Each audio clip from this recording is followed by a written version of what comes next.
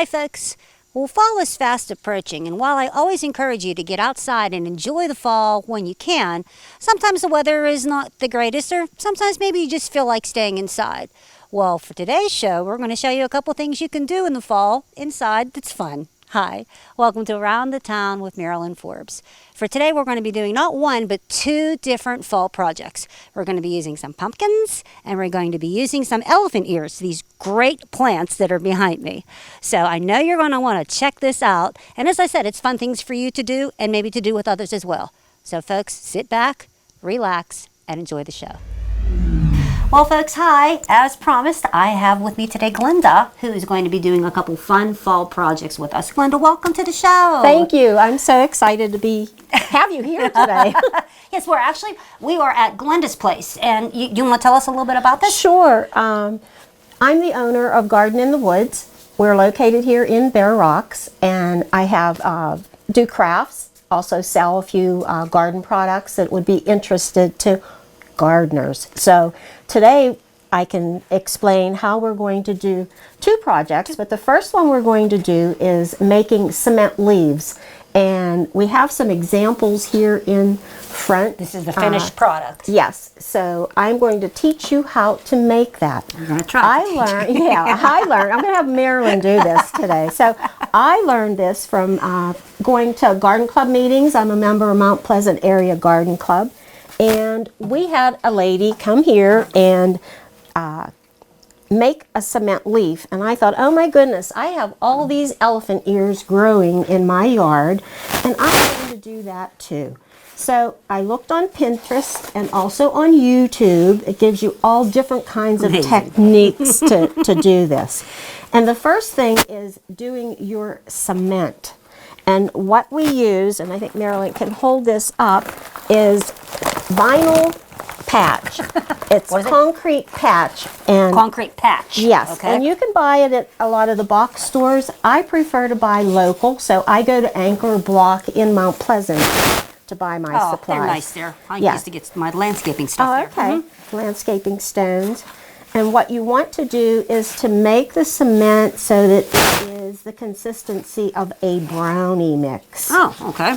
So I'm going to. So there's really no rhyme or reason. I mean, you just kind of like do it by yeah. And I'm gonna pour a little bit. So more. you didn't grow these specifically to make these. You just happened to be growing them whenever you. Correct. Well, that's odd. And correct. Cool. And what you need is sand. And what you do is you mound your sand to the kind of shape that you want your leaf to turn out.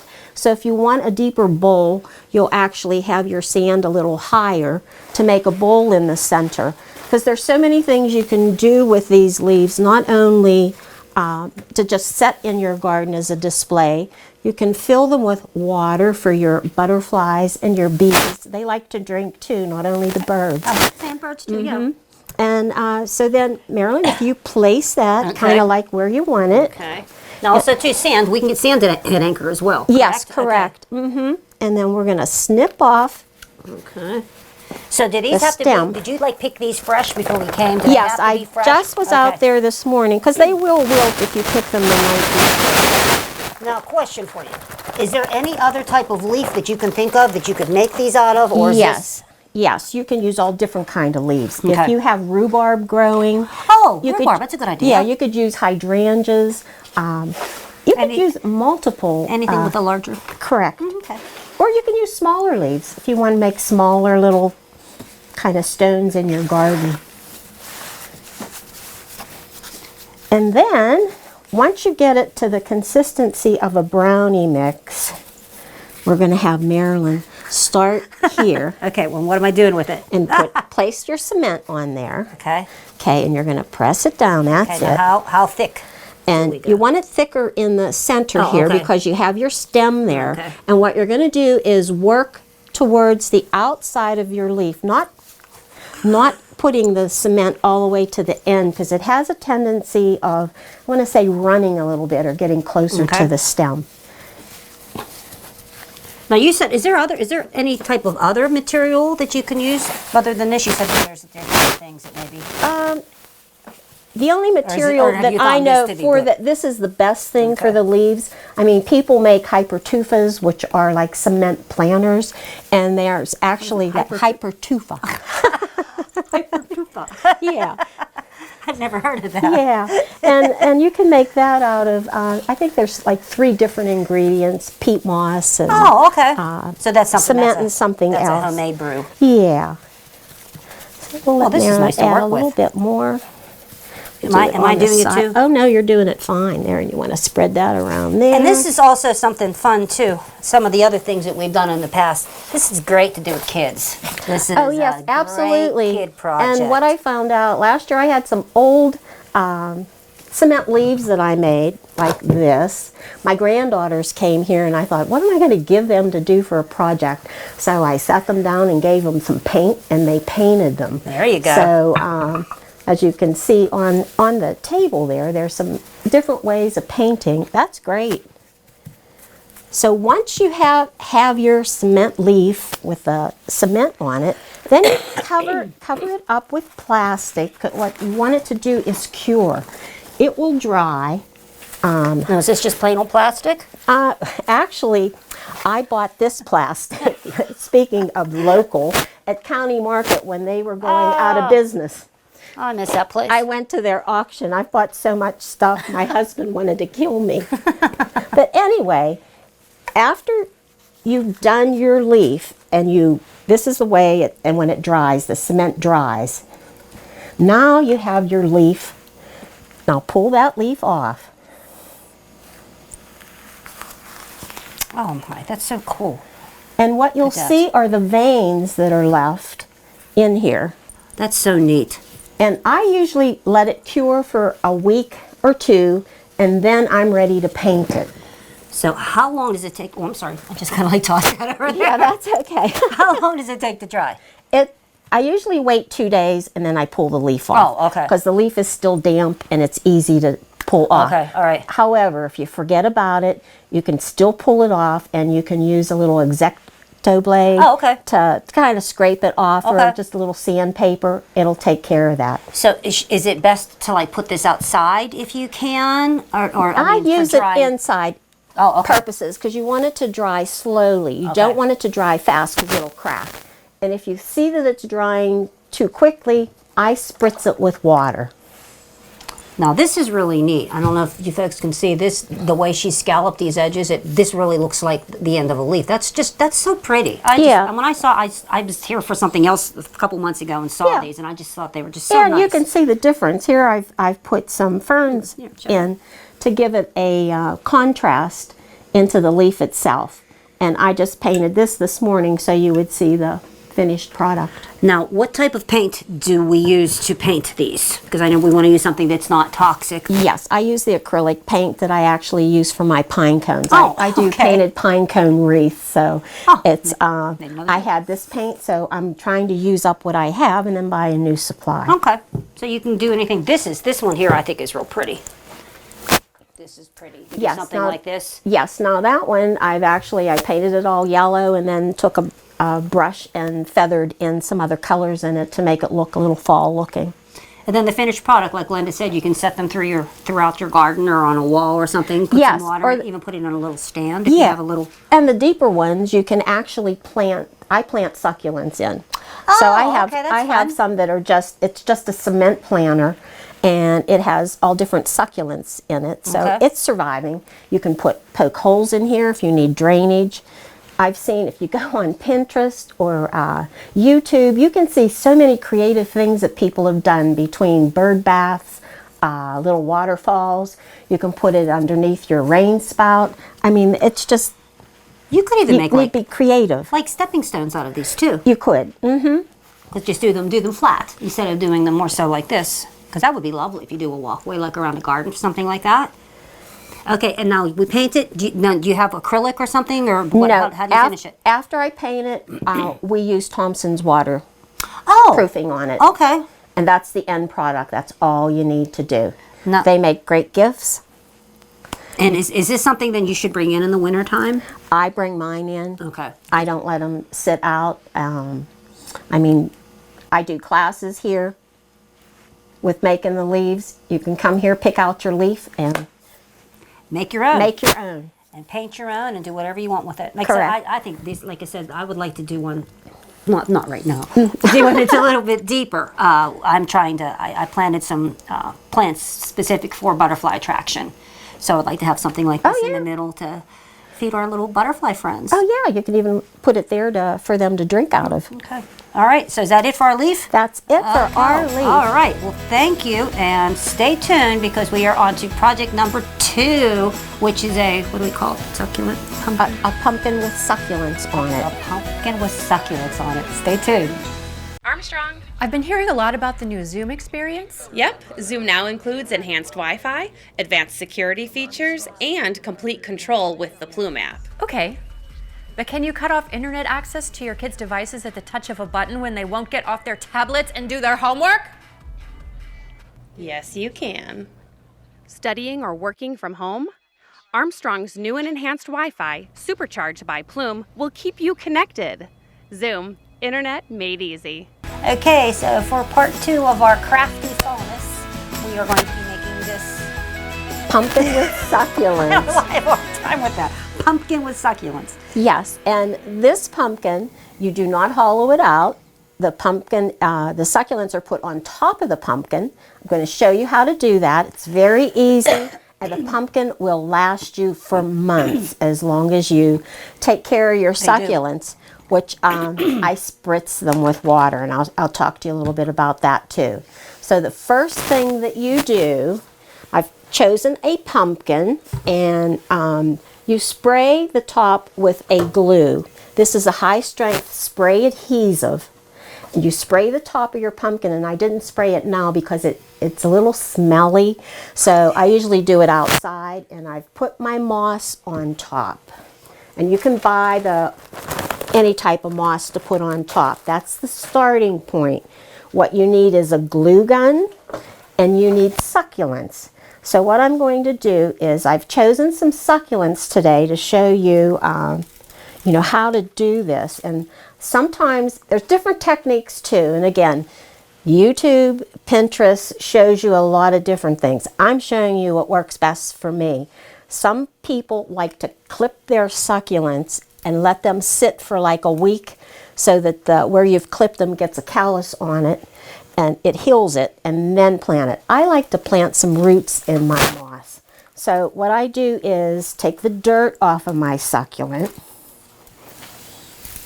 And the reason I'm not having you do this is because sometimes you can burn yourself with the glue gun. She doesn't trust me. Yeah. Is what she's saying. No, I trust you. I trust you with my whole heart. And I take the glue gun and I'll put some glue on my pumpkin stem because I want to anchor my first one in there. No, so you're going for height in the middle, obviously. Yeah, I like to have at least one high one there to give it some character. Now, I want to back you up. Okay. Okay. The moss. Can you use the moss that you have in your yard and dry it?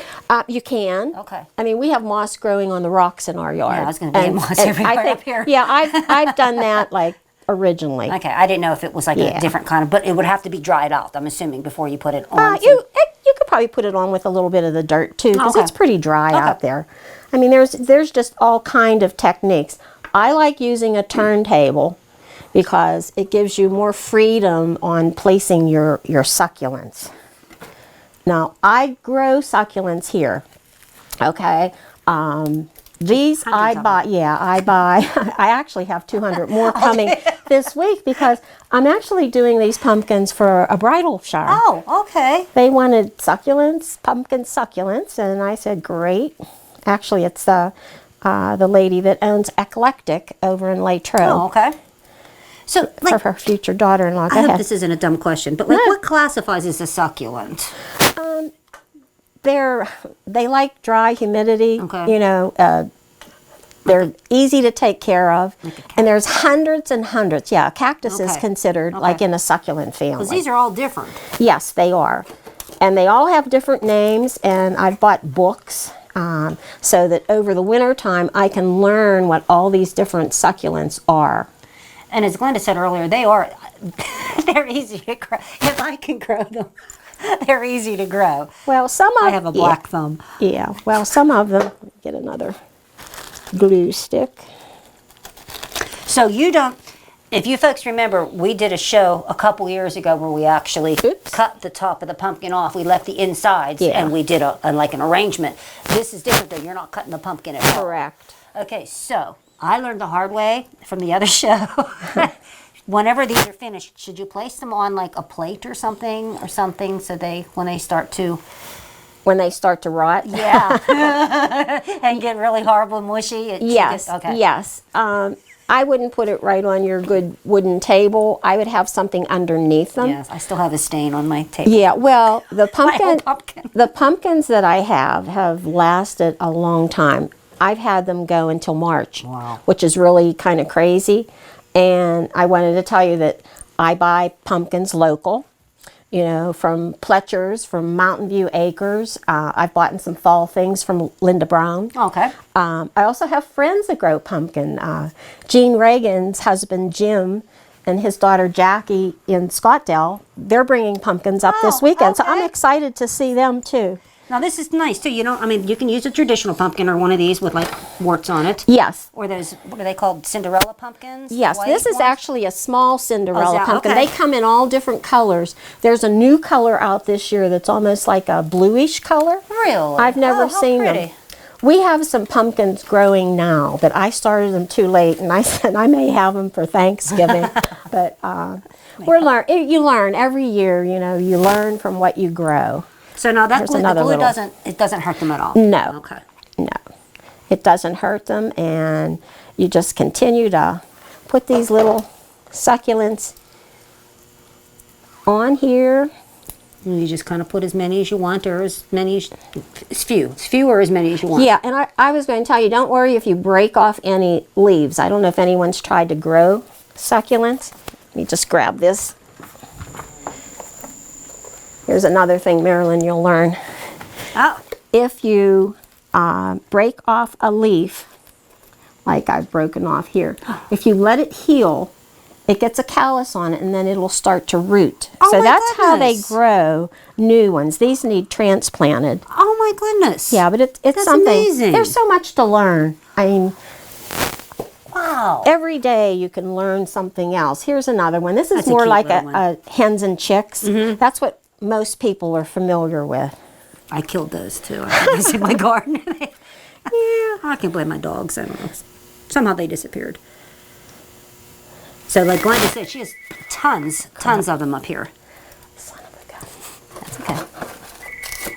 We'll talk over your phone. Okay. Okay. If you want to clean that one up, get the roots there for me. Here. Yeah. Hens and chicks are easy to grow, and those are the most common ones. A lot of the pumpkins that you can, pumpkins you can buy all different varieties, but also succulents. There's a lot of variety of that, and I don't see any. Am I pulling the? Yeah, I buy my succulents from North Carolina farms. I have 200 coming this week. Oh, you're doing great. Is that okay? Yeah, that's good. I feel like I was. Yeah, this little hens and chick has little babies on it. That's a cute little one. So we'll just put it on this side. Again, glue gun. See, this is fun because there's no rhyme or reason. You can make it any way you want to make it. And these are great gifts. Yes. I was given one. I have an October birthday, and I was given one for a birthday gift last year, and it lasted for a while. And was that your dear sister? Yes, it was. Yes. Yes, well. I think she made it. Yes, and actually Barb Schaefer was here yesterday. She brought me some acorns. So we're going to decorate with acorns too. Yes. And, you know, my friends are all very supportive of the business that we have here. And, you know, wanting us to be successful, and love that we're able to share everything that we do. Well, you have so many neat ideas, and you're willing to share and to show, you know, and again, we do classes. And she does tours up here as well. Oh, garden tours. I forgot about that. Yes. We were on Greensburg Garden Center. I'm a member there. We were on their garden tour back in 2017.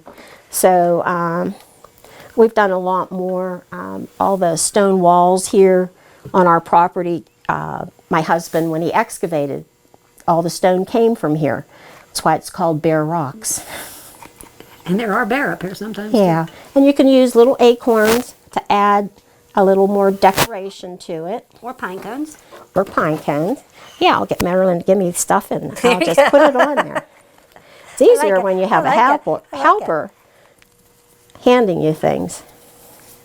Now, once you get this all done to where you want it to be, then what do you do? You're finished. You can put it in your house or give it as a gift. Yeah. There's not much more to do other than, you know, you want to make sure every so often that you spritz your succulents. And by spritzing, I mean just a light spray with a spray bottle. Oh, that's all. Because they'll dry out. I try to keep my moss, you know, a little moist. It helps it because the roots are in there, so they're going to grow.